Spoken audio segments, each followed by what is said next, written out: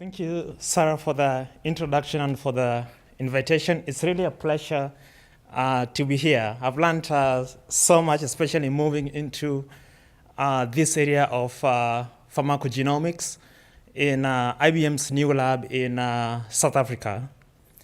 And our lab is kind of focusing in three broad areas that I can just mention.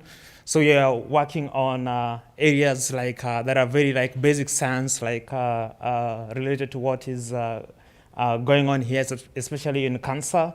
But we are also very interested in working very collaboratively with young researchers across Africa, as well as the institutions there. And we're also building new computational methods for making data in Africa usable. So be it data coming from hospitals, we're looking into making platforms that can synthesize this data and extract information from the data. We're also building devices that are either very low cost or low battery powered. So this could be the future wearable devices, for instance, to help in things like tracking the spread of infectious disease. But across all these areas, we're very interested in the way systems work. And biological organisms are very complex systems. So no matter what level you go in biology, whether it is at the level of an individual cell, you have interactions between genes, but you can climb up that hierarchy. So moving from genes to protein networks, moving from there to metabolic networks, moving from there to networks between cells in the body, be they in the brain, but be they also be in any tissue. And you can move, of course, there outward into the level of social networks, and then into networks that combine both living and non-living entities. So you're very interested in ways to analyze these networks from all levels and try to see how this can make a difference in medicine. And the reason we are very interested in a systems view of living organisms is that complex systems have very emergent properties that cannot be easily predicted from the component parts. And as we catalog the parts, we do not necessarily have the same growth of knowledge about the system. So we need new methods that can help us to see how the parts relate to the system, be they genes or be they proteins. But systems are also fairly robust to changes. So we know living organisms can adapt to changing environment. They can adapt to things like infections. And also because the complexity of systems, it's very hard to sometimes pinpoint a definite function for any part of the system, because each part of the system requires another part of the system to be able to initiate its function. So while we may label individual genes with particular functions, indeed, as we study genes, we may find that each gene might have a new function in a new context, whether that context might be in a different cell, whether it might be at a different developmental stage, or whether it might be in a different environment. And importantly, living organisms, like any other system, continuously undergo perturbations.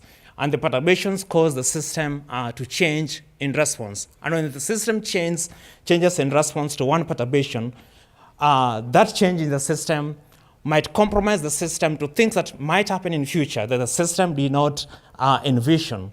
So we're interested in how to incorporate all this knowledge in understanding health and disease. And previously in my Ph.D., I was very interested in looking at how single gene mutations can perturb entire networks. So in this case, single gene mutation in a key gene involved in chloroquine drug resistance. And we know that when we look at, we had like a set of recombinant progeny of chloroquine resistant and sensitive parents. And we knew that the resistant lines of these parasites all had a single gene mutation that was lacking in the sensitive strains. And yet, interestingly, when we looked at the changes in the co-expression networks or differences in co-expression networks between the resistant and sensitive lines, we found that there are very huge differences in the co-expression networks. So while at the genetic level, the difference was very simple, a single mutation, we found that at the network level, there were multiple changes. And an interesting thing we found about these changes is that some of the changes in the network had nothing to do with resistance to chloroquine. And yet these changes might have been caused by the mutation that led to chloroquine resistance.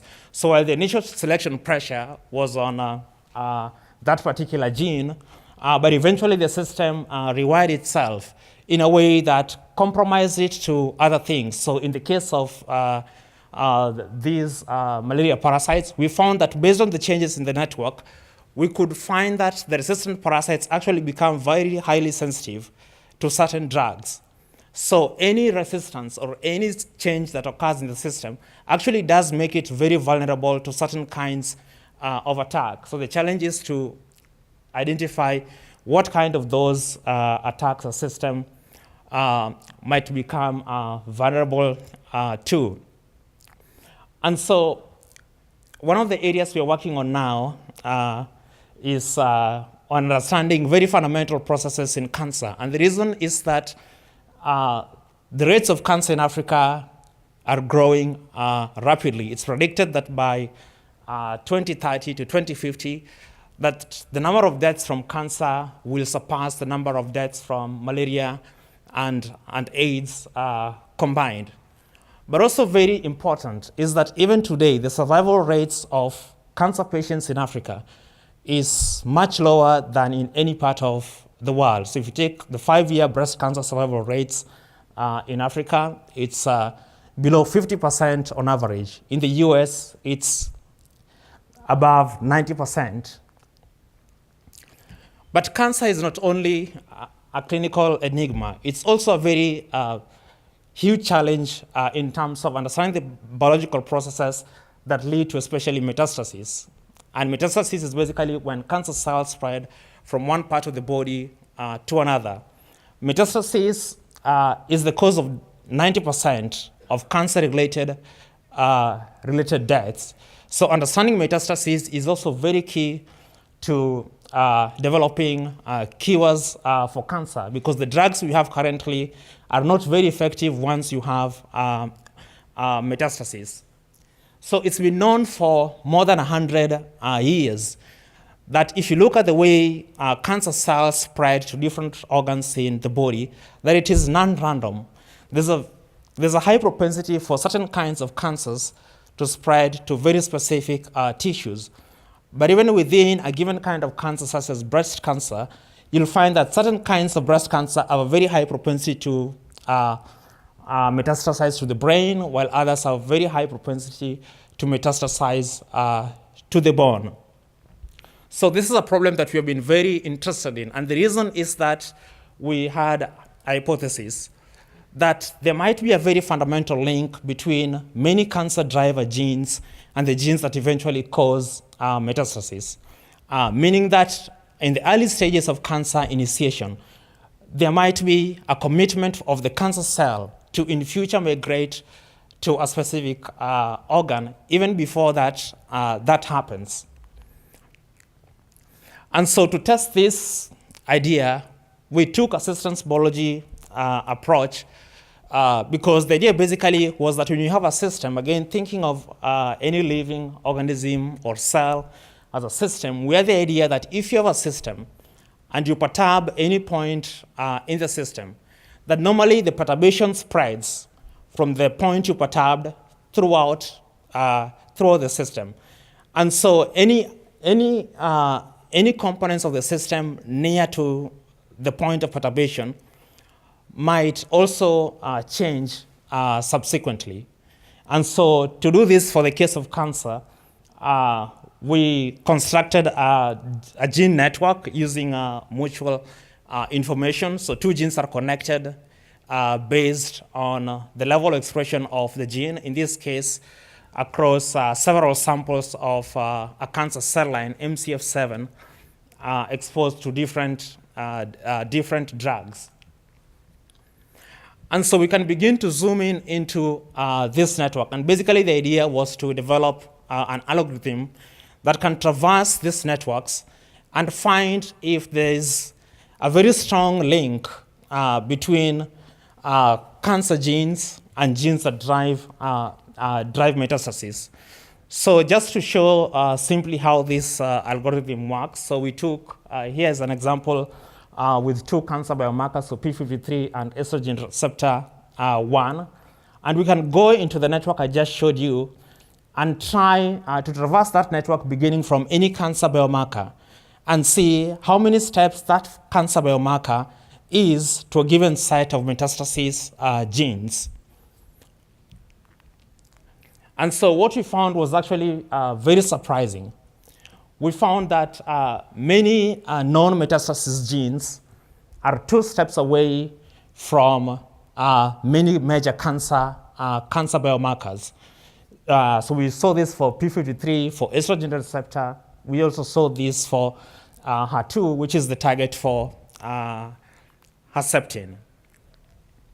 So this immediately gave us an idea that because we don't know a large set of genes involved in metastasis, we could actually use this method to predict new, potentially new metastasis driving genes. And so we developed another algorithm that goes into the networks and basically tries to recapitulate the topological relationships we have observed between the cancer biomarkers and non-metastasis genes and finds other genes that also show the same topological relationship.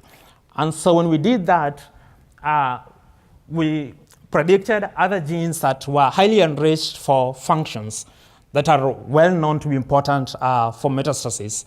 So functions like focal adhesion, functions like the presence of genes coding for proteins that proteins in the extracellular matrix. So this was very encouraging. But an interesting thing that this algorithm led us into is that there's a very specific association between specific cancer biomarkers with specific metastasis genes. So in other words, when we say that a gene drives metastasis, it's not necessarily true that it might drive metastasis in all patients. It might only be a metastasis driving gene in a subset of patients based on what cancer biomarker is activated. So potentially giving us the power to predict how a cancer may progress based on the initial cancer biomarkers that are present in that cancer patients. And so the idea was to use these predictions to try to predict whether certain cancers might have a propensity or a bias to migrate to certain tissues based on what metastasis genes that are close to in the networks. So for instance, we found like a very strong association between p53 and brain metastasis. And we also found a very strong association between estrogen receptor and bone metastasis. So which is, both of these have been known in literature. But perhaps more relevant to this meeting, we also found, especially looking at metastasis genes that were predicted to be very close to the HER2 gene, the target of Herceptin. And we found that among these top genes, so for HER2, at stringent criteria, we only had 22 genes. But among these 22 genes, we had 2 genes that have also been under strong evolutionary selection. And this is so EPAS1, a gene involved in adaptation to high altitude, but also the Duffy antigen receptor gene, which is important in resistance to malaria.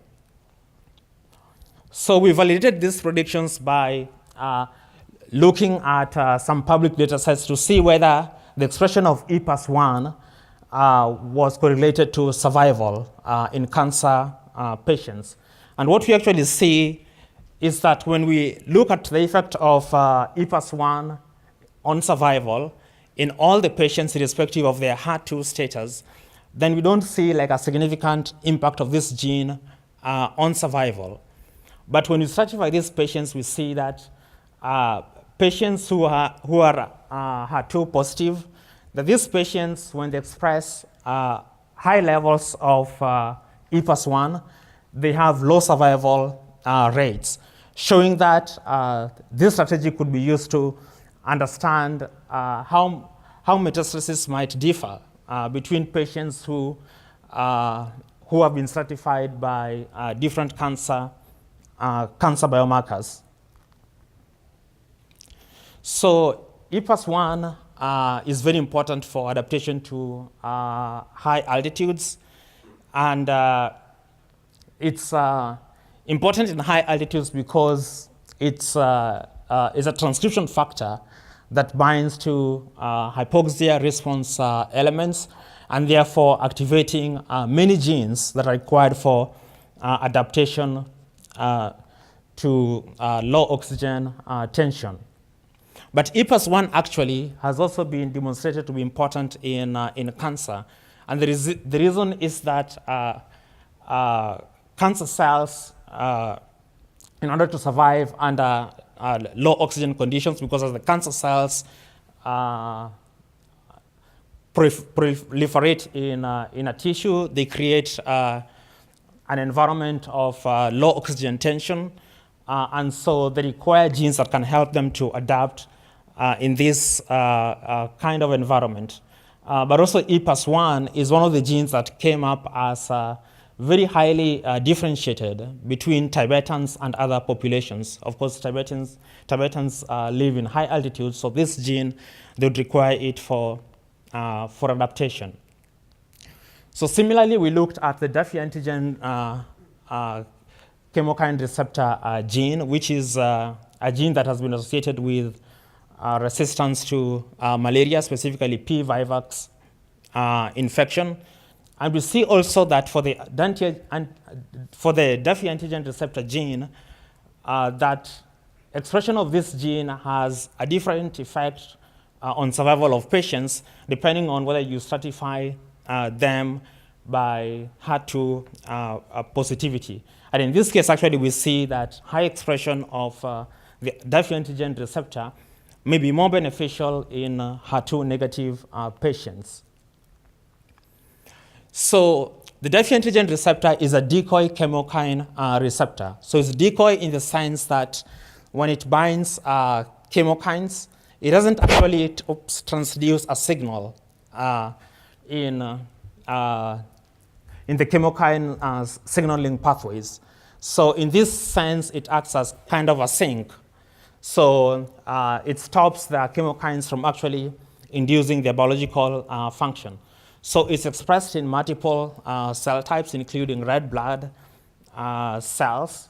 And as I said before, it's been shown to be very important for resistance to P. vivax infection. And actually, if you look at Africa, like Africans have, there's a very high frequency of a Duffy antigen null phenotype in Africa. And this is because of a mutation in the promoter of the Duffy antigen. And this mutation has a very context-specific effect in that it prevents expression of the Duffy antigen receptor specifically on red blood cells, but it leaves expression of the gene elsewhere in the body intact. So even in Africans, there's some expression of the Duffy antigen receptor, except on red blood cells. But it's also been shown to be important in cancer, especially metastasis. And the reason is that many cancer cells require the presence of certain cytokines for them to metastasize. And the Duffy antigen receptor being kind of a sink for these chemokines can reduce the levels of circulating chemokines in the body, and therefore starve the cancer cells of some attractants they might need to migrate. So this has also been shown in other studies in terms of survival.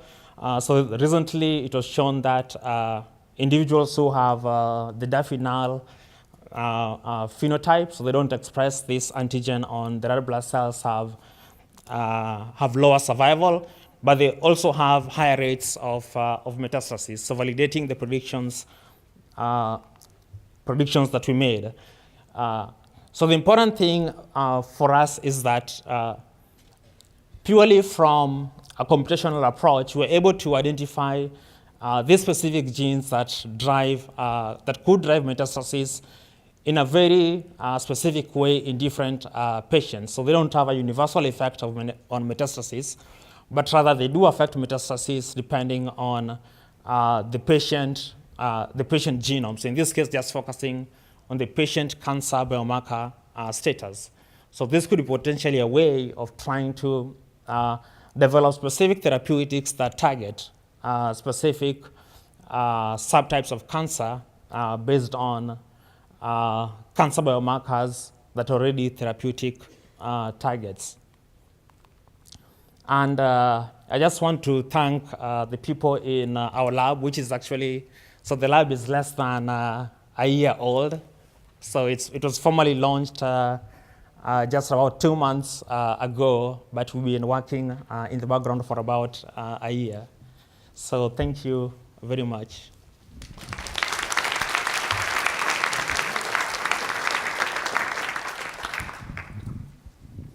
Okay, we have time for, you finished a little early, thank you.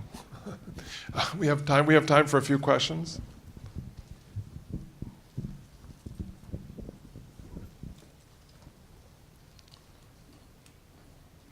It was very nice. What strikes me from your talk, showing how a single variant causes massive alterations in the network, makes me think of the talk before where we were talking about the diversity in the African population and how difficult it may be to interpret variants in that population because of the wide amount of variation that goes on in other genes.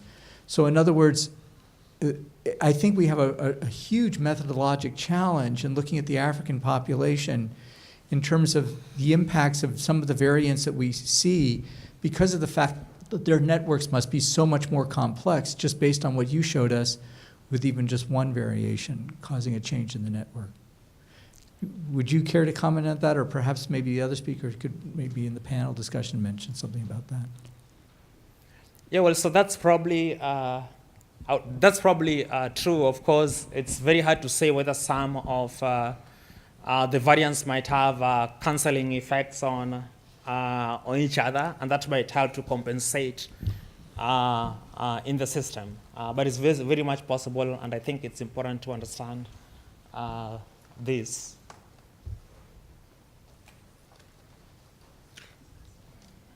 I just have a comment. Thank you for reminding us that genetic effects, as you showed with your networks, that you can focus on one effect of a mutation, but actually it could be widespread with more subtle effects and can manifest in different ways. And that's, I'm just thinking of, the hemoglobin disorders, which are protective. They cause a very severe disease, but they're protective. They serve a function of there, which in certain environments they're protective, but obviously in other environments there's no particular advantage. So when you tinker with the genome, that you don't know what you're doing.